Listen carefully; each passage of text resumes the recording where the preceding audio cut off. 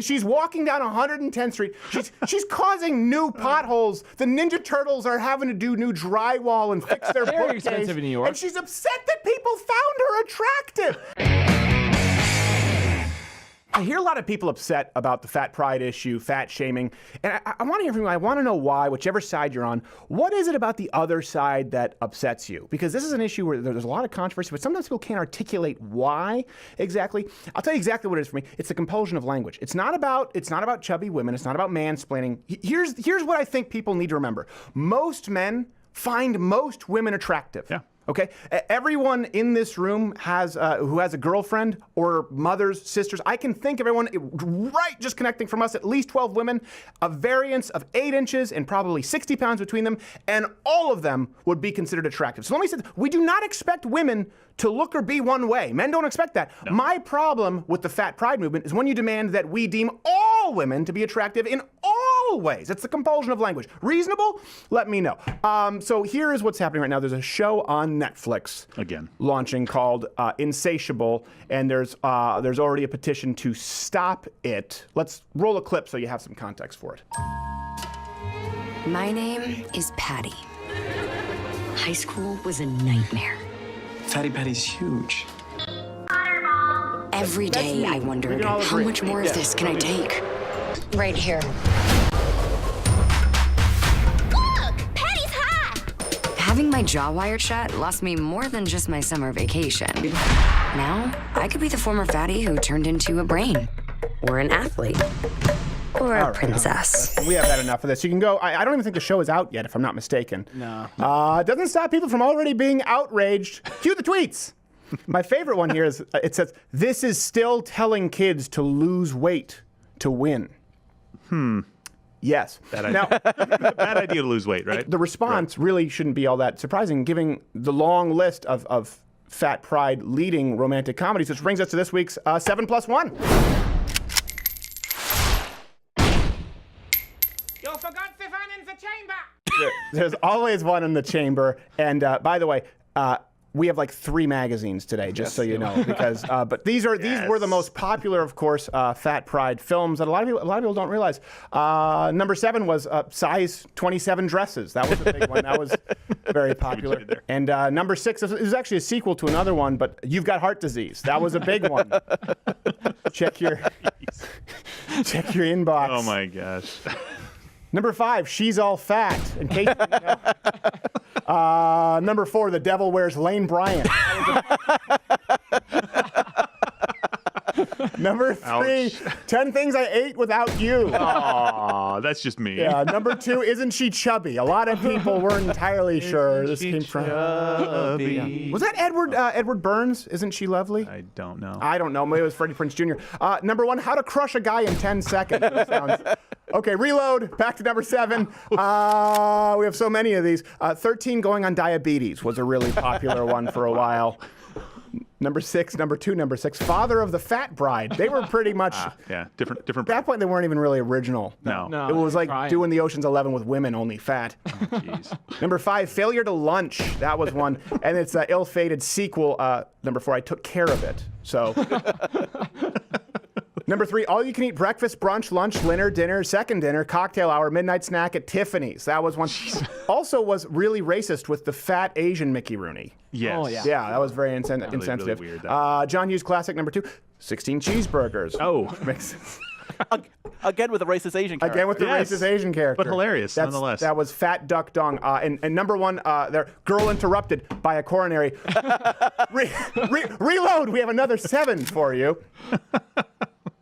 Number 7, While You Were Sleeping, I Raided the Fridge was another one. Number 6, That happens. Yeah. Portly Woman. That was one that Jason Alexander, little known fact in that film. Number 5, He actually played the portly woman. it's true, Can't Run Away Bride. That was one. She struggles. Oh, I see that. Number 4, 50 Shades of Grey, fat version. It's like the expurgated version of 50 Shades of Grey with fat. Starring Lena It's like Dunham. they're getting lazy and desperate for time. Yeah, it's almost. I think some of these are straight to video. Number 3, The Sisterhood of the Unnecessary but Actually Necessary Maternity Pants. Ouch. Jeez. Number 2, P.S. I Ate You. And it was actually a sequel. No, wait, I always get these confused when Sleepless in Seattle was not actually one, but number one was when Harry fed Sally. That was a big one. And of course, actually, the plus one top rom-com fat pride film of all time is I Feel Pretty, starring Amy Schumer. That's been this week's 7+1. You forgot Stefan in the chamber.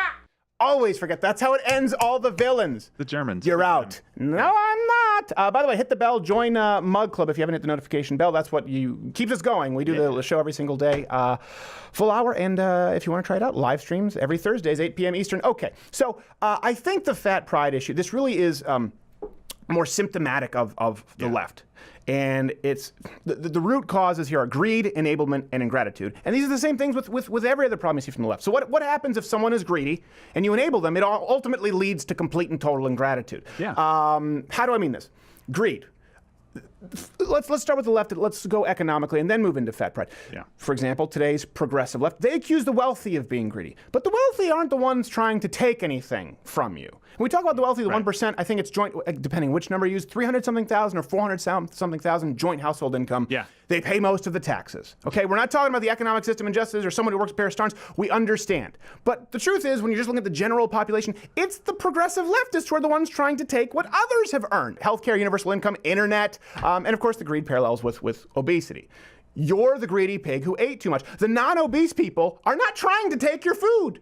You're taking theirs. And then you're mad that they're just not on board with it. So then it leads us to enablement with the fat pride issue. And I think that's probably the one that people are the most obvious. Yeah. The left enables bad behavior because it feels good. Yeah. As long as it feels good, it's about rather than examining themselves and reflecting. Good. Okay, we've done this before. How much flack have we caught for this? Let's use a few examples. AIDS. AIDS was something specific behavioral patterns lead to catching AIDS. Don't judge! It's as perfectly legitimate a lifestyle as anyone else's. Okay, how about a lifestyle called... We should all be getting AIDS. You should be so lucky! You get AIDS, and you get AIDS. Oprah, by the way, said I think 2 in 5 heterosexual couples by like 1995. We have that sometime. We did It's it like in a 0 Just in search 5. Stephen That's Crowder. an advertisement. It was an AIDS surplus she had to give out. Hey, by the way, the lifestyle is called not having sex with men in truck stop stalls. Yeah. Yeah, Like just that's it. It's the single most preventable disease in human It's history. 100% preventable. How about instead we have a pill? How about no pill? How about you just don't have orgies in truck stops? Let's go with the pill. Okay, so another example. I mean, obviously abortion. Yeah. You have no right to judge. It's just as moral of a choice of whether you're pro-life or pro-choice. Listen, you have the right to judge. We've enabled women to make it as easy, actually easier, than putting a child up for adoption. If you're a serially unemployed loser, let's just give them universal income. Right.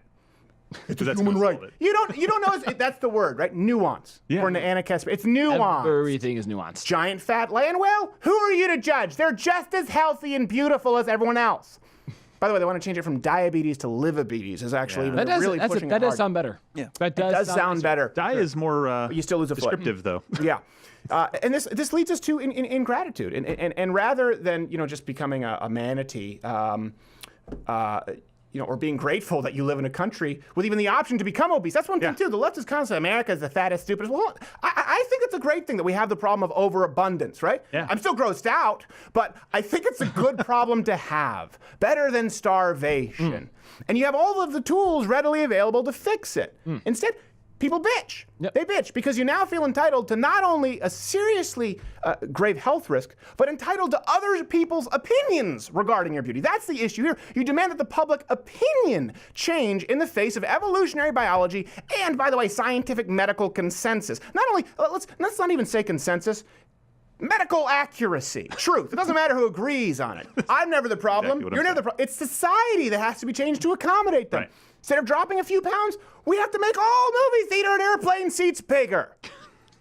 These same people are always bitching about privilege. How privileged are they? I'm too fat is the problem. You're privileged, and you're exercising it more. I'm exercising restraint.